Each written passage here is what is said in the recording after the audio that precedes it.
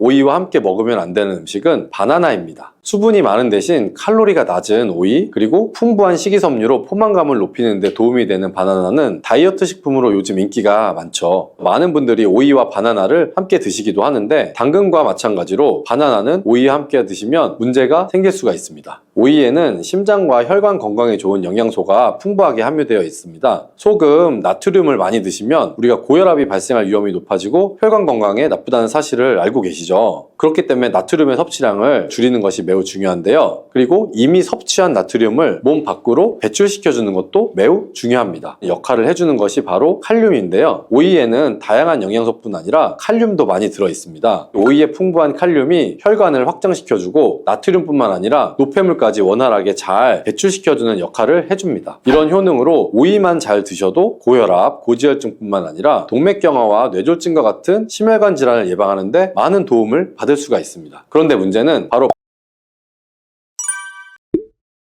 갈증이 날 때 시원한 오이 하나 드시면 갈증이 싹 사라지는 경험 해보신 적 있죠? 건강에도 좋다는 사실도 알고 계시나요? 그리고 오이를 잘만 먹으면 당뇨, 고혈압, 치매 같은 심혈관 질환을 예방하는데 아주 좋다는 사실도 알고 계신가요? 이런 오이도 함께 먹는 음식에 따라서 오히려 건강을 해치는 독이 될 수도 있답니다. 오이의 효능과 함께 먹으면 독이 되는 음식, 그리고 함께 드시면 보약이 되는 음식에는 어떤 것이 있는지 오늘 모두 알려드릴게요.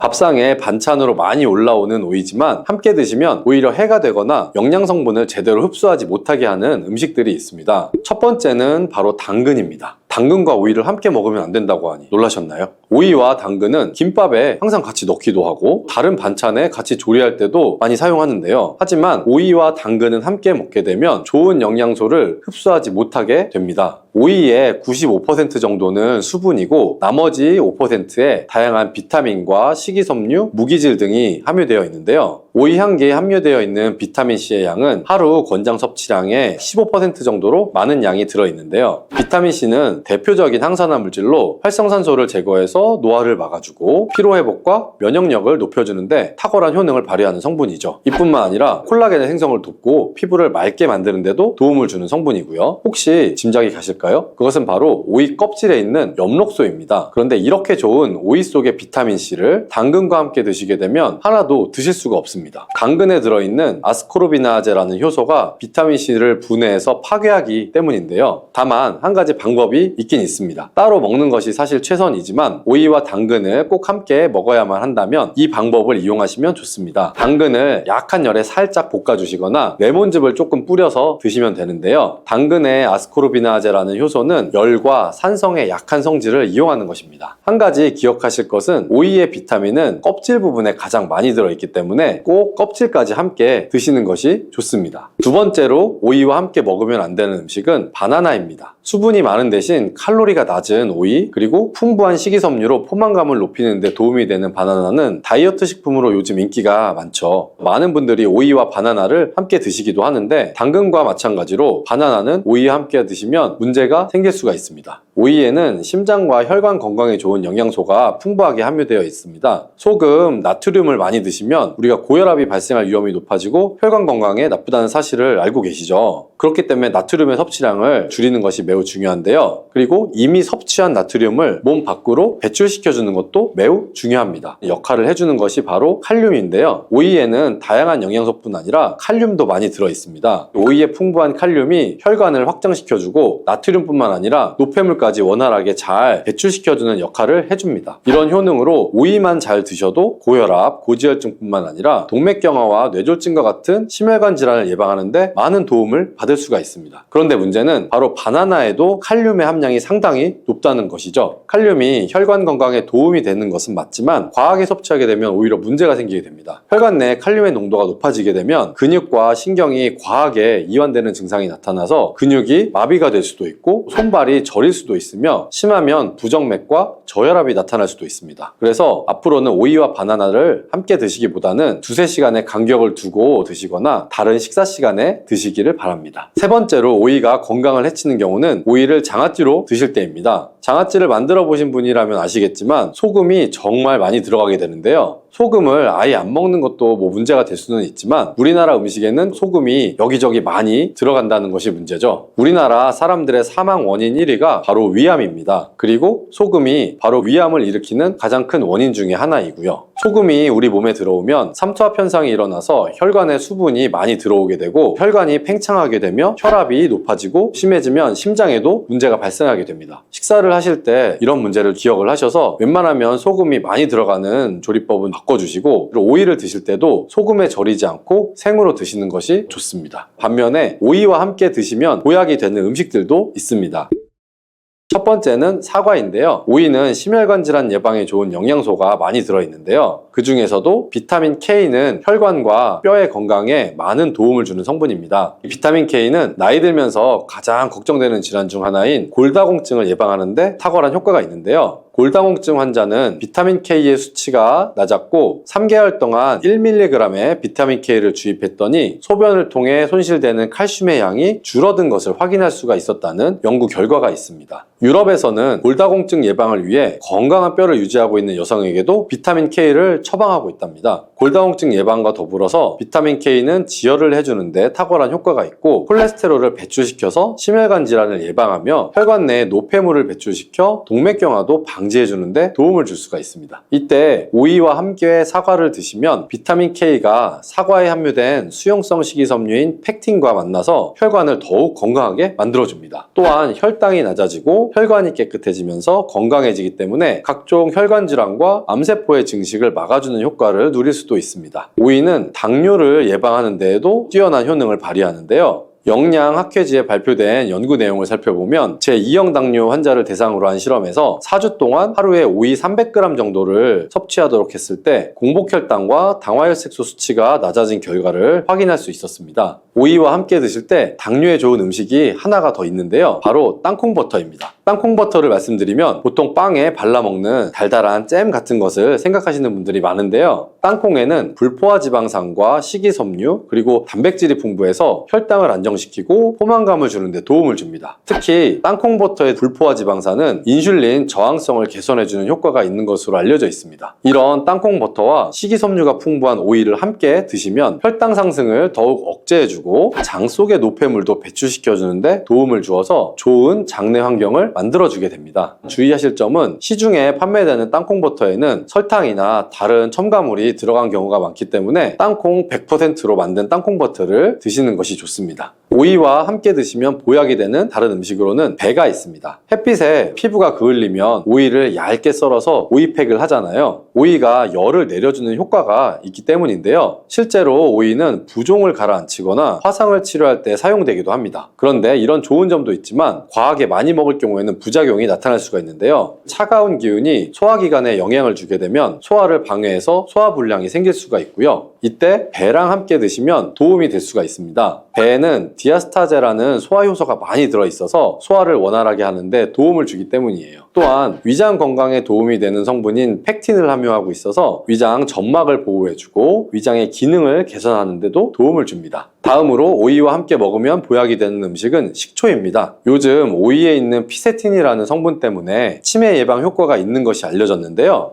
이 피세틴은 뇌를 건강하게 해서 치매를 예방하고 암세포를 억제하는 데에도 도움을 줄 수 있습니다. 또한 피세틴은 뇌신경세포를 보호하여 기억력을 향상시키고 뇌세포의 노화를 방지하는 효능도 있습니다. 오이에는 쿠커비타신이라는 성분도 풍부한데 오이의 꼭지 부분에 특히 많이 함유가 되어 있고요. 쓴맛을 내기 때문에 버려지는 경우가 많은데요. 이 성분은 활성산소를 제거할 뿐만 아니라 암세포의 발생과 성장을 억제하는데 탁월한 효과가 있습니다. 이뿐 아니라 간에 쌓이는 독성을 해독하는 효과가 강력해서 간암과 전립선암 예방에도 효과적인 것으로 알려져 있습니다. 우리 몸은 산도가 높을 때 독소가 생기고 혈관 내에 염증이 생기게 되는데요. 오이는 대표적인 알칼리성 식품이기 때문에 오이는 우리 몸이 산성화되는 것을 막아주고 혈관 내 염증을 예방해 줄 수가 있는 것이죠. 이러한 오이의 알칼리성을 더욱 극대화시켜주는 것이 바로 식초인데요. 식초는 오이의 비타민C가 우리 몸에 흡수될 수 있도록 도와줄 뿐 아니라 산성화된 혈관을 중화시켜서 건강한 상태로 유지하는 데 도움을 주게 됩니다. 또 오이의 찬 성질은 식초와 함께 드시면 식초의 따뜻한 성질이 균형을 맞춰주어서 부담 없이 드실 수가 있습니다. 그리고 식초와 오이를 함께 드시면 내장지방을 분해해 배출하여 다이어트 하는 데에도 많은 도움을 받을 수가 있습니다.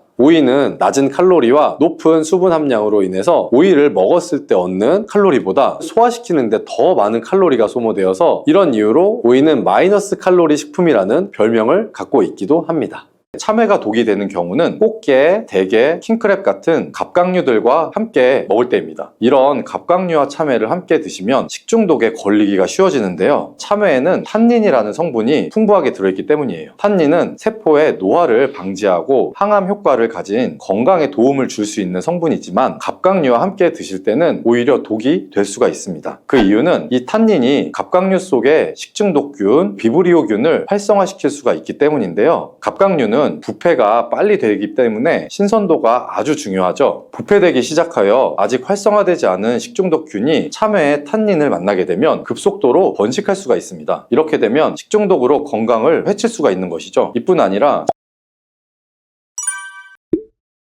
참외는 장수를 기원하는 과일로 여겨져 왔습니다. 동의보감에도 참외는 열을 내리고 황달과 이뇨작용에 뛰어난 효능이 있는 것으로 기록되어 있습니다. 하지만 이런 참외도 잘못 드시면 오히려 건강을 해치는 독이 될 수도 있다는 사실 알고 계신가요? 영상을 통해 참외가 독이 되는 경우와 참외의 효능에는 어떤 것이 있는지, 그리고 참외는 어떻게 무엇과 드시는 것이 우리 몸을 건강하게 하는 보약이 되는지 참외에 대한 모든 것 알려드릴게요. 여름의 대표적인 과일 중 하나가 참외죠. 하지만 요즘은 하우스 재배가 많아지면서 이른 봄부터도 참외를 즐길 수가 있죠. 계절 과일의 경계가 모호해지고 있는 시대죠. 그래도 제철 과일을 먹어야 하는 이유가 있습니다. 참외는 6월에 수확한 것을 먹는 것이 가장 좋다고 합니다. 왜냐하면 6월에 수확한 것이 영양 성분 함량이 높고 품질이 좋다는 연구 결과가 있기 때문인데요. 측정 결과 폴리페놀과 플라보노이드의 함량이 6월에 수확한 경우 가장 높았고 7월 이후에는 영양 성분의 함량이 급격히 감소했다고 합니다. 딱 지금 드셔야겠죠. 그런데 몸에 좋다는 참외도 잘못 드셨다가 오히려 독이 될 수 있는데요. 지금부터 참외가 독이 되는 경우 3가지를 알려드릴게요.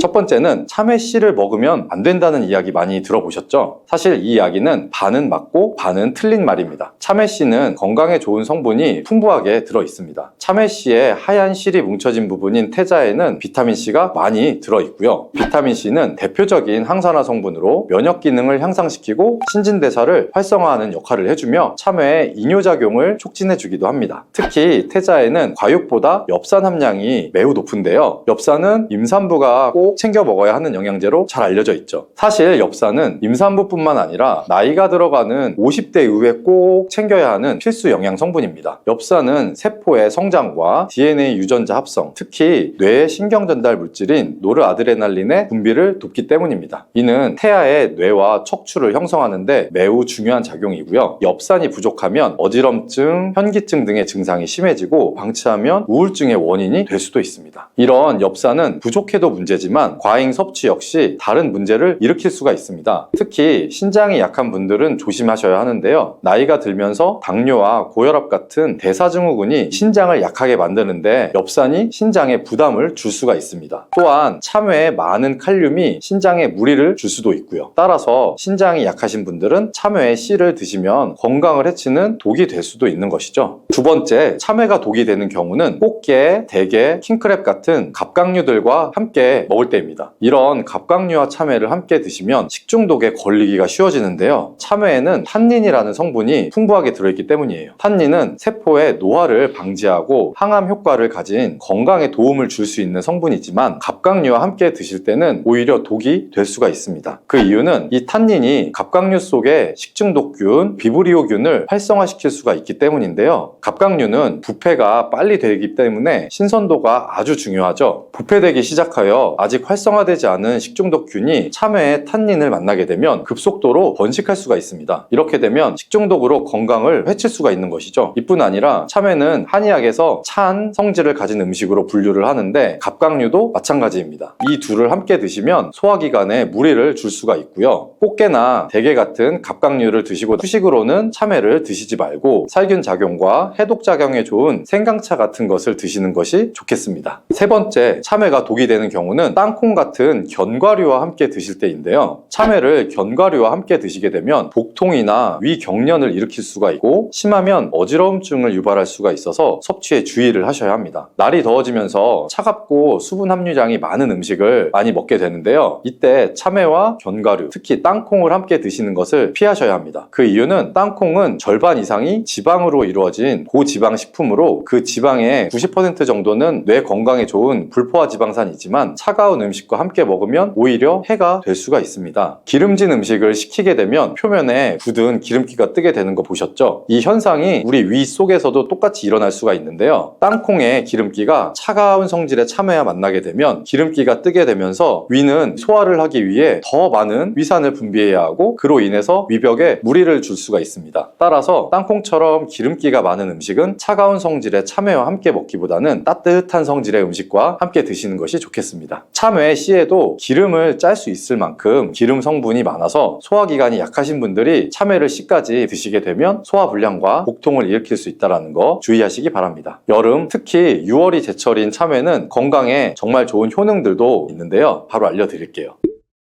첫 번째는 혈관을 건강하게 하는 효능이 있습니다. 참외에는 플라보노이드라는 성분이 풍부하여 혈관 내 콜레스테롤의 수치를 낮추고 혈액순환을 원활하게 도와줍니다. 이런 효능은 고혈압, 동맥경화와 같은 혈관 질환을 예방하는 데 아주 효과적이죠. 또한 참외의 가바라는 성분은 혈압을 낮추고 혈전이 생성되는 것을 막아주는 효과를 가지고 있습니다. 두 번째 참외의 효능은 피부 미용에 탁월하다는 것입니다. 참외에는 피부 미용에 좋은 비타민C가 풍부하게 함유되어 있어 피부를 보호하고 환하게 해주며 주근깨 제거 등 깨끗한 피부를 유지하는 데 탁월한 효능을 나타냅니다. 또 참외에 함유된 플라보노이드와 비타민 등의 항산화 성분이 활성산소를 제거해서 피부 노화를 방지하고 주름 개선에도 효과적이라는 거 기억하시면 좋고요. 세 번째 참외의 효과는 몸의 면역력을 강화시켜주는 것입니다. 베타카로틴, 엽산, 칼륨, 철분, 아연, 비타민의 성분들이 풍부하게 들어있어서 신체의 면역 체계를 개선하는 데 도움을 줍니다. 특히 참외에 함유된 베타카로틴은 체내에서 비타민 A로 변환이 돼서 면역 체계를 높이는 데 도움이 되며 참외의 껍질에는 과육보다 면역 성분과 생리활성 물질이 5배 정도 많다고 하네요. 네 번째 참외의 효과는 간 건강에 도움을 주는 것입니다. 쿠쿠르비타신이라는 성분이 풍부하게 함유되어 있는데요. 이 성분은 해독 작용이 뛰어나서 간 기능을 강화해주고 간에 무리가 되어 황달 같은 질환이 오거나 했을 때 증상을 완화시켜 줄 수가 있습니다. 풍부한 비타민은 몸의 피로 회복에 도움을 주고 베타카로틴과의 상승작용으로 세포 손상을 방지하고 간 기능 강화에 도움을 준답니다. 다섯 번째 참외의 효과는 장을 건강하게 하는 것입니다. 참외에 풍부한 식이섬유는 장의 운동을 촉진시켜주고 배변 활동을 도와서 장내 노폐물을 배출시켜줄 수도 있고요. 변비도 예방해줄 수가 있습니다. 풍부한 식이섬유는 포만감을 유지해 주어서 다이어트에도 도움을 주어 다이어트 식품으로도 요즘 주목되고 있죠. 여섯 번째 참외의 효과는 항암 효과입니다. 쿠쿠르비타신이라는 성분이 풍부하다고 말씀드렸는데요. 이 성분은 참외가 해충으로부터 자신을 보호하기 위해서 생성하는 성분으로 암세포를 억제하는 효능이 연구 결과 밝혀지고 있습니다. 특히 유방암과 간암 예방에 효과가 있는 것으로 나타났습니다. 일곱 번째 참외 효과는 임산부의 건강에 도움을 주는 것인데요. 참외에 풍부한 엽산은 태아의 신경계 발달에 중요한 역할을 하죠. 임신 초기 태아의 신경관 결손을 예방하는 데 도움을 줄 수가 있습니다. 비타민C는 철분 흡수를 도와서 임신 중에 빈혈을 예방하는 데 효과적이며 임산부의 면역력을 강화하는 데도 도움이 됩니다. 그렇다면 참외는 어떻게 먹어야 우리 몸에 보약이 될까요?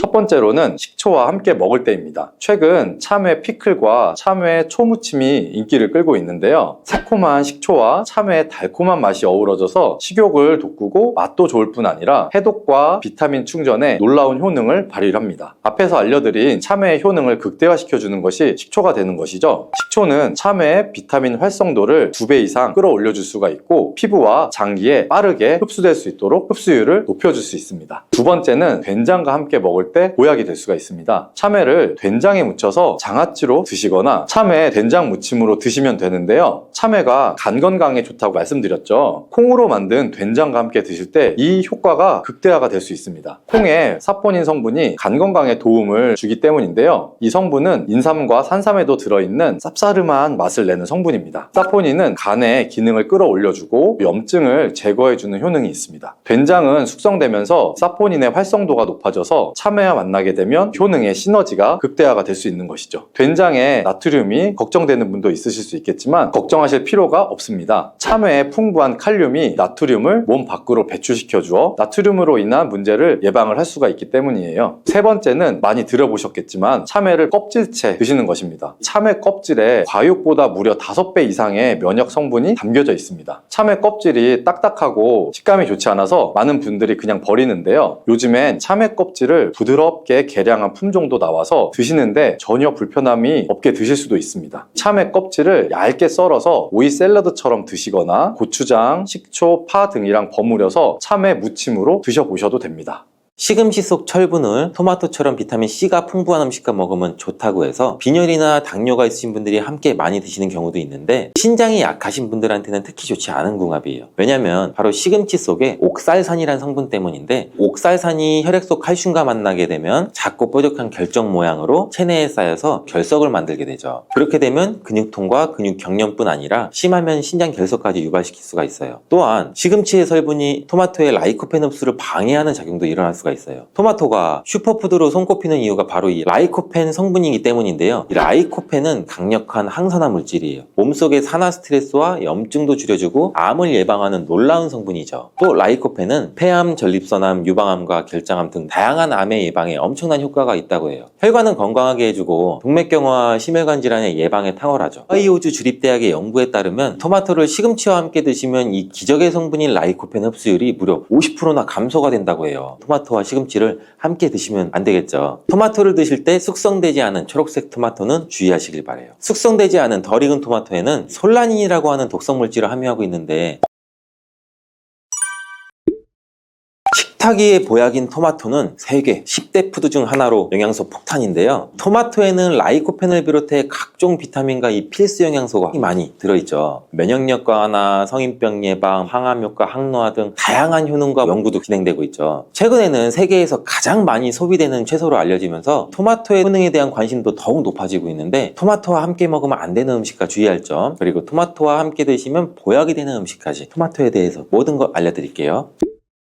철분과 비타민이 많아 요즘 들어 특히 주목받고 있는 채소가 시금치인데 시금치는 토마토와 상극으로 함께 드시면 안 돼요. 시금치 속 철분을 토마토처럼 비타민C가 풍부한 음식과 먹으면 좋다고 해서 빈혈이나 당뇨가 있으신 분들이 함께 많이 드시는 경우도 있는데 신장이 약하신 분들한테는 특히 좋지 않은 궁합이에요. 왜냐면 바로 시금치 속에 옥살산이라는 성분 때문인데 옥살산이 혈액 속 칼슘과 만나게 되면 작고 뾰족한 결정 모양으로 체내에 쌓여서 결석을 만들게 되죠. 그렇게 되면 근육통과 근육 경련뿐 아니라 심하면 신장 결석까지 유발시킬 수가 있어요. 또한 시금치의 성분이 토마토의 라이코펜 흡수를 방해하는 작용도 일어날 수가 있어요. 토마토가 슈퍼푸드로 손꼽히는 이유가 바로 이 라이코펜 성분이기 때문인데요. 이 라이코펜은 강력한 항산화 물질이에요. 몸속의 산화 스트레스와 염증도 줄여주고 암을 예방하는 놀라운 성분이죠. 또 라이코펜은 폐암, 전립선암, 유방암과 결장암 등 다양한 암의 예방에 엄청난 효과가 있다고 해요. 혈관은 건강하게 해주고 동맥경화와 심혈관 질환의 예방에 탁월하죠. 하이오즈 주립대학의 연구에 따르면 토마토를 시금치와 함께 드시면 이 기적의 성분인 라이코펜 흡수율이 무려 50%나 감소가 된다고 해요. 토마토와 시금치를 함께 드시면 안 되겠죠. 토마토를 드실 때 숙성되지 않은 초록색 토마토는 주의하시길 바래요. 숙성되지 않은 덜 익은 토마토에는 솔라닌이라고 하는 독성 물질을 함유하고 있는데 솔라닌은 이 식물이 해충이나 질병으로부터 스스로를 보호하기 위해 생성되는 자연 방어 물질이에요. 감자에 싹에 들어있는 독성 물질이죠. 이 솔라닌을 섭취하게 되면 복통이나 구토, 현기증, 두통, 심하면 마비까지 올 수 있는 증상이 나타날 수가 있으니 주의하시길 바라고 토마토 요리를 할 때 한 가지 주의할 점은 단맛을 좋아하시는 분들이 간혹 설탕을 첨가해 드시는데 제발 이 설탕만을 피해 주시길 바래요. 설탕은 토마토의 영양 성분을 파괴하기 때문에 건강을 위해 두신 토마토가 아무짝에도 쓸모가 없거든요. 그리고 이 설탕이 몸속에 들어오면 설탕을 분해하기 위해 비타민 B군이 사용되는데 비타민 B는 피로도 감소시키고 뇌의 활동도 활성화시키는데 중요한 성분이죠. 토마토에는 비타민 B가 함유되어 있는데 설탕 때문에 오히려 체내 흡수율이 감소되고 설탕으로 인해 혈관 혈관 내 혈당도 상승되게 또 안 좋은 결과를 초래할 수가 있겠죠. 기억력의 중추인 해마를 위축시켜 혈관성 치매에도 위험을 높이고 고혈당성 당뇨병을 넘어 정말 과도하게 장기간 드시면 암까지도 발생될 가능성이 높아지게 돼서 토마토의 항산화 효과를 전혀 누릴 수가 없게 되죠. 혹시 토마토 케첩 많이 사용하시나요? 달콤상콤한 맛이 좋아 계란 후라이에도 뿌려 먹고 다양한 요리에도 사용되는 토마토 케첩도 우리 몸에 독이 된다는 사실. 실제로 케첩 한 스푼에 설탕이 약 4g 정도 들어있어요. 이는 시중에 판매되는 초콜릿에 들어있는 설탕보다 더 많은 양이에요. 이뿐 아니라 케첩의 영양 성분을 살펴보면 상과당, 소금, 합성, 착색료, 향신료 등 수많은 감미료와 식품 첨가물이 들어있어요. 케첩이 토마토를 원료로 만들어져 건강한 재료라고 알고 계신 분들도 계시겠지만 케첩 속 토마토는 가공 과정과 첨가물들에 의해서 영양 성분이 많이 파괴되어 있고 오히려 우리 몸을 공격하는 성분들이 가득해요. 그렇다면 토마토와 함께 먹으면 보약이 되는 음식은 어떤 게 있을까요?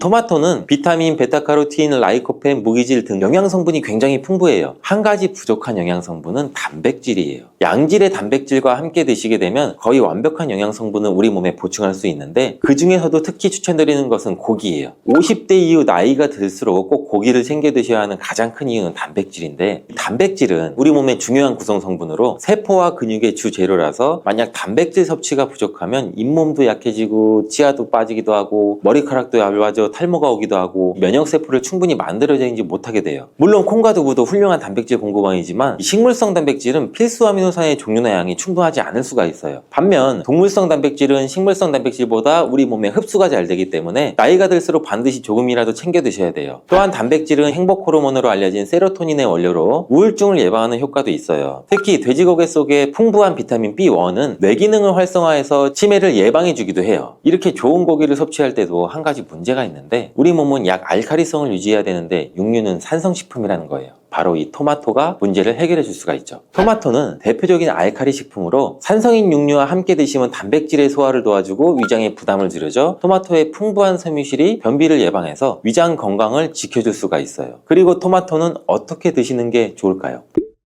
바로 익혀서 드시는 거예요. 토마토를 익혀서 드시게 되면 라이코펜의 체내 흡수율이 10배 이상 올라간다고 해요. 88도의 온도로 2분간 조리를 하면 라이코펜의 흡수율이 6% 상승하고 15분간 조리하면 17%, 30분간 조리하면 35%의 라이코펜의 흡수율이 상승하는 것으로 알려져 있어요. 이렇게 되는 이유는 토마토에 열을 가하게 되면 세포벽이 파괴되면서 라이코펜이 쉽게 용해가 되기 때문이라고 해요. 이렇게 익히게 되면 토마토의 비타민이 파괴되지 않을까? 걱정되죠? 걱정 안 하셔도 돼요. 다른 채소와는 달리 토마토는 비타민 A와 비타민 C가 풍부한데 가열할 때 오히려 19% 정도나 증가하는 것으로 밝혀졌어요. 익혀 드실 때 한 가지 더 알고 계시면 좋은데 그것은 바로 기름에 조리를 하면 좋다는 거예요. 라이코펜은 지용성 영양성분으로 기름에 조리하게 되면 체내 흡수율을 더욱 높일 수 있게 돼요. 토마토 요리를 드실 때 오메가3의 함량이 높은 올리브유와 함께 드시는 것을 추천해드려요. 올리브유 속 불포화 지방산인 올레산은 몸에 해로운 LDL 콜레스테롤을 줄여주고 산화 스트레스를 막아줘 혈관과 신장을 보호해주고 몸에 이로운 HDL 콜레스테롤의 효율도 높여줘요. 또한 올리브유의 항산화 성분인 폴리페놀이 토마토의 라이코펜과 함께 시너지 효과를 나타내어 최고의 항암 음식이 된답니다. 들기름도 참 좋은데 들기름을 조리하실 때는 주의할 점이 가열하게 되면 산패가 돼서 오히려 건강에 해로울 수 있으니 토마토를 볶을 때 마지막에 넣거나 다 볶은 후에 들기름을 곁들여서 드시기를 바라겠어요. 토마토의 라이코펜은 껍질의 함량이 과육보다 약 5배가 높기 때문에 토마토의 껍질까지 함께 드시는 것이 좋아요. 같은 중량이면 일반 토마토보다는 방울토마토가 더 좋은데 그 이유가 바로 껍질 때문이에요. 일반 토마토보다 방울토마토의 껍질이 훨씬 많기 때문인데 이때 당근과 함께 드시면 시너지 효과가 폭발하는데 토마토에는 라이코펜이 있다면 당근에는 베타카로틴이 있죠. 당근의 특성도 토마토와 비슷한데 익혀서 드실 때 영양성분의 흡수율이 올라가고 베타카로틴 역시 지용성 성분이에요. 그래서 기름과 함께 섭취할 때 체내 흡수율을 높일 수가 있어요. 그리고 주목할 것은 당근과 토마토를 합친 공복에 먹을 때 최고의 항암식품이 될 수가 있어요. 토마토 당근 주스를 만들어 드시면 공복에도 부담 없이 정말 좋은데 만드는 방법도 간단하죠. 토마토와 당근을 적당한 크기로 잘라 올리브유에 살짝 익혀서 믹서기에 넣고 물 1컵 정도 넣고 갈아서 드시면 되죠. 취향에 따라 소금을 살짝 넣으셔도 되고 이렇게 만든 당근 토마토 주스는 암 예방뿐 아니라 혈관을 건강하게 하는데도 탁월한 효능을 발휘하고 면역력 강화와 피부 미용에도 효과가 좋아요. 토마토는 소금과 잘 어울리는데 토마토에는 콜라겐 생성에 필수적이고 암과 싸워주는 비타민 C가 매우 풍부한데 소금과 함께 드시면 비타민 C와 라이코펜의 흡수율도 높아져요. 문제는 반면에는 토마토의 비타민 C는 공기 중에 산소와 만나면 쉽게 산화가 돼요. 이때 토마토를 자른 단면에 소금을 살짝 뿌려주시면 토마토에 얇은 막을 씌워줄 수 있거든요. 비타민 C의 산화를 억제해주는 데 도움을 줄 수가 있어요. 소금이 걱정이시겠지만 토마토에는 혈압을 낮추고 심혈관 질환의 발병률을 줄여주는 칼륨이 매우 풍부하게 들어있어서 칼륨이 오히려 나트륨을 배출해주고 오히려 세포와 에너지의 대사가 원활해지는 효과가 있어요. 또 토마토와 함께 드시면 좋은 식품으로 계란을 빼놓을 수가 없죠. 완전 식품의 대표주자 계란에는 단백질이 풍부하지만 비타민 C와 식이섬유가 부족한데 이를 토마토가 보충해줘서 토마토의 부족한 단백질을 계란이 보충해줘요. 함께 섭취할 때 좋은 시너지 효과를 낼 수가 있어요. 토마토의 라이코펜도 계란과 함께 섭취 시 체내 흡수율이 높아지고 항산화 효과와 면역력 강화에도 좋은 효과를 나타낼 수가 있죠. 토마토와 계란은 함께 볶아서 드시면 되는데 만드는 방법도 알려드릴게요. 먼저 계란을 풀어 달궈진 팬에 넣고 스크램블처럼 만들어주죠. 만든 스크램블은 접시에 옮겨 놓고 팬에 올리브유를 넣고 다진 파를 볶아 파기름을 내줘요. 그리고 적당한 크기로 자른 토마토를 넣고 잘 볶다가 마무리 될 때쯤에 접시에 옮겨 놓았던 스크램블을 넣고 조금 더 볶아주면 끝. 정말 간단하죠. 취향에 따라서 간장이나 굴소스 같은 조미료를 기호에 따라 살짝씩 첨가해 주셔도 되죠. 이렇게 토마토 계란 볶음은 아침 공복에 드시면 소화도 잘 될 뿐 아니라 풍부한 영양 성분과 계란의 포만감으로 다이어트에도 정말 좋은 식품이 돼요. 브로콜리도 참 좋은데 브로콜리는 토마토와 함께 세계 10대 푸드에 들어가는 채소예요. 토마토가 전립선 암에 좋다고 했는데 브로콜리와 함께 섭취하시게 되면 효과는 더욱 증가된다는 연구 결과도 있어요. 또한 브로콜리는 토마토의 영양 성분 흡수율을 높여주고 혈압을 조절해주고 동맥경화를 예방하는 데에도 도움을 준다고 해요. 또 아보카도라는 과일 알고 계시죠?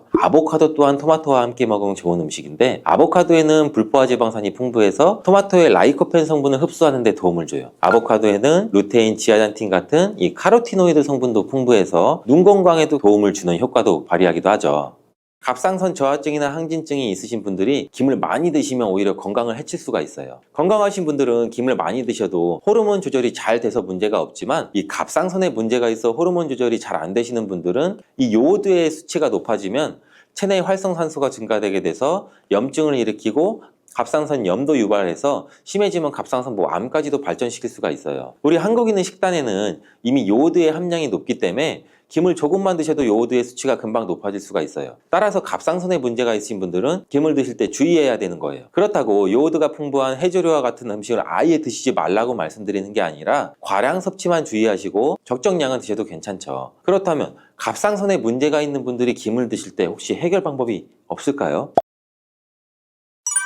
바다의 불로초, 해조류의 왕이라고 별명을 갖고 있는 김, 이런 몸에 좋은 김도 우리 잘못 먹으면 암에도 걸릴 수가 있고 치매에도 걸릴 수 있다는 사실 혹시 알고 계시나요? 아무리 좋은 음식도 제대로 알고 드실 때 건강을 지키는 보약이 될 수 있는 것이죠. 식탁 위에 빼놓을 수 없는 반찬, 굉장히 맛있죠. 김의 효능 5가지와 제가 김을 드실 때 주의해야 될 분들, 그리고 김과 함께 먹으면 보약이 되는 최고의 음식과 또 김을 굽는 방법, 좋은 김을 고르는 방법까지 김에 대한 모든 것을 제가 지금 바로 알려드릴게요. 입맛도 없고 마땅한 반찬도 없을 때 김 하나만 있어도 우리 밥 한 그릇 뚝딱 해치우잖아요. 저도 마찬가지지만 저희 아이들도 맨날 밥 투정 하다가도 김 하나 딱 넣으면 밥 투정 반찬 투정 안 해요. 이렇게 밥 반찬으로 최고지만 요즘 전 세계에서 우리나라 문화에 열광을 하면서 K-팝, K-음식도 모든 K가 지금 난리잖아요. 우리나라 음식에도 굉장히 관심이 많죠. 특히 최근에는 바로 이 김에 대한 관심도 굉장히 높아졌는데 냉동김밥이 또 어마어마하게 많이 팔리면서 김에 대한 인기도 높아져서 과자처럼 간식으로 김을 많이 먹고 있다고 해요. 전 세계적으로 선풍적인 인기를 끌고 있는 김은 첫 번째 효능은 바로 이 뇌를 건강하게 해서 치매를 예방하는 데 좋다는 거예요. 김에는 뇌신경을 활성화시키는 비타민 B1과 B2가 풍부하게 들어있는데 이 비타민들이 뇌세포의 건강을 유지하고 신경전달 물질을 생성하는 데 도움을 줘서 기억력을 향상시키고 또 우리 뇌를 계속해서 이렇게 활성화시켜줘요.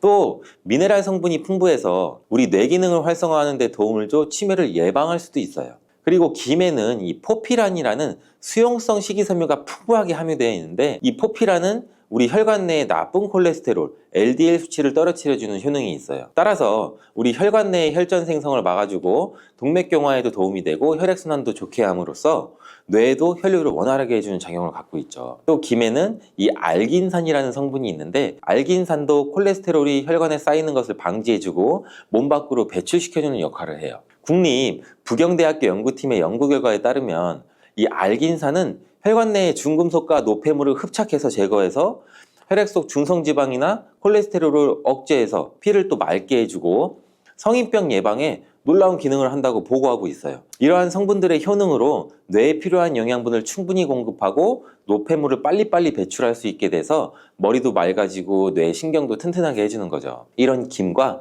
계란을 함께 드시면 엄청난 시너지 효과를 느낄 수가 있는데, 계란에는 대표적으로 비타민 B12랑 콜린이라는 성분이 풍부한데 이 성분들이 뇌신경을 활성화하는데 굉장히 큰 도움을 줘요. 그 이유를 살펴보면 콜린은 이 뇌의 신경 시스템에서 중요한 역할을 하는 이 아세틸콜린이라는 물질의 주성분인데, 아세틸콜린은 신경 전달 물질이에요. 이 신경 전달 물질이 뇌세포 사이에서 정보를 계속 전달해주는 역할을 해요. 바로 이 콜린이 충분히 공급돼야 기억력, 학습 능력, 그리고 인지 기능을 유지할 수가 있죠. 그래서 이제 기억력 감퇴나 뇌 건강에 좋은 이 건강기능 같은 식품을 보면은 아세틸콜린과 이제 콜린을 주성분으로 한 건강기능 식품도 많이 나와 있고 의약품도 많이 나와 있죠. 이뿐 아니라 김은 계란에 부족한 비타민 C를 보충해주고 계란은 김에 부족한 비타민 D를 보충해줘서 서로가 정말 잘 어울리는 식품이 되는 거죠. 계란과 김이 만나면 정말 뇌 기능에 필요한 보약이나 다름없다고 볼 수 있는데, 이 김의 두 번째 효능은 또 식물성 단백질을 공급한다는 거예요. 이 김에 함유된 단백질의 양은 소고기보다 많은데 소고기가 단백질이 풍부하다고 알고 계시잖아요. 소고기 100g당 약 단백질의 함량은 약 20g 정도고 김 100g당 단백질의 함량은 약 30g 정도라고 해요. 소고기보다 김의 단백질이 더 많이 들어있다니 굉장히 놀라운 사실이죠. 마른 김 5장에는 계란 1개에 함유된 단백질의 양이 들어있다고 해요. 그런데 이 단백질에 식물성 단백질과 동물성 단백질이잖아요. 이 둘을 함께 먹을 때 더욱 흡수가 잘 돼서 건강에 좋은데, 김과 계란을 함께 먹을 수 있는 좋은 방법도 한 가지 알려드릴게요. 김 계란말이는 우리 정말 많이들 해 드시잖아요. 반찬으로 만들어 먹기도 편하고 맛도 좋아 많이 드시는데, 그것 말고 계란 김전을 하나 알려드릴게요. 먼저 이 김을 먹기 좋은 크기로 잘라주시고 한쪽에 놓아줘요. 적당한 용기에 계란을 깨주시고 속은 한 꼬집으로 약간 간을 해줘요. 그리고 이 계란을 젓가락으로 살살 풀어주죠. 이제 김 2장을 포개서 계란물을 앞뒤로 잘 묻혀준 다음 기름을 두른 팬에 부쳐주면 돼요. 이게 끝이에요. 이렇게 김과 계란을 함께 드시면 맛도 정말 좋더라고요. 저도 이제 간혹 해먹는데 이렇게 드시면 맛도 좋고 건강도 챙길 수 있는 밥상 위에 단백질을 풍부하게 섭취하는 보약이 될 수가 있죠. 세 번째, 김의 효능은 항산화 작용이에요. 몸 안에 활성산소가 많아지게 되면 이 활성산소가 우리 몸에 전신에 있는 세포를 공격해서 노화시킬 뿐 아니라 또 암세포를 변이도 일으켜요. 암을 발생하기도 하는데, 김에는 이런 활성산소를 제거시켜 줄 수 있는 강력한 항산화 물질인 베타카로틴이 풍부하게 함유가 되어 있어요. 이 대표적인 항산화 물질인 베타카로틴은 당근에도 많이 함유되어 있다고 많이들 알고 계시잖아요. 당근보다 오히려 김에 이 베타카로틴이 훨씬 더 많이 함유가 되어 있어요. 당근 100g에는 약 5,516mg의 베타카로틴이 함유되어 있고, 이 김 100g에는 무려 22,500mg이나 함유가 되어 있대요. 당근보다 약 4배 정도 많은 이 베타카로틴이 함유가 되어 있는 것인데 굉장히 놀랍죠. 이 베타카로틴은 우리 몸속에서 비타민 A로 전환되는 물질이에요. 비타민 A 하면 어떤 게 생각나세요? 바로 생각하신 그거 맞아요. 눈이죠. 비타민 A는 시력을 보호하고 야맹증을 예방하는 데 도움이 되죠. 김에 단백질이 많이 함유되어 있다고 했잖아요. 이 단백질이 비타민 A와 만나면 로놉신이라는 성분이 생성되는데, 이 로놉신이 시력을 보호하고 야맹증을 예방하는 역할을 하는 거예요. 이 당근이 눈 건강에 좋다고 많이들 드시는데 당근보다도 김에 더 많이 함유가 되어 있다는 사실도 꼭 한번 기억해 주시길 바래요. 이 네 번째 김의 효능은 골다공증 예방에 도움을 준다는 거예요. 김에는 칼슘도 풍부하게 함유되어 있어요. 칼슘 하면 떠오르는 식품이 있죠. 바로 우유인데, 우유 100g에는 칼슘이 약 110mg 정도 함유되어 있고, 김 100g에는 칼슘이 490mg 정도나 함유가 되어 있대요. 김에는 우유보다 무려 4배나 많은 칼슘이 함유가 되어 있죠. 나이가 들면서 특히 여성분들이 골다공증 발병률이 굉장히 높아 힘든 경우가 많은데, 저희 어머니도 골밀도가 낮아서 병원에서 이 골다공증 처방약을 받아 드세요. 주변에도 중년의 나이를 넘으시고 폐경 이후에 계신 분들이 오히려 골다공증 발생 확률이 굉장히 높은데, 우리나라 사람들의 이 부족한 영양소가 바로 칼슘이어서 이런 현상이 많이 나타나는 거예요. 칼슘이 부족하면 뼈가 약해지고 점점 골밀도가 낮아져서 골다공증이 발병하는 건데, 김에 함유된 칼슘은 특히 우리 몸에 흡수가 잘 돼서 정말 좋아요. 우유보다 4배나 많은 칼슘을 가지고 있는 김을 평소에 충분히 드신다면 골다공증 예방에도 도움을 받을 수가 있죠.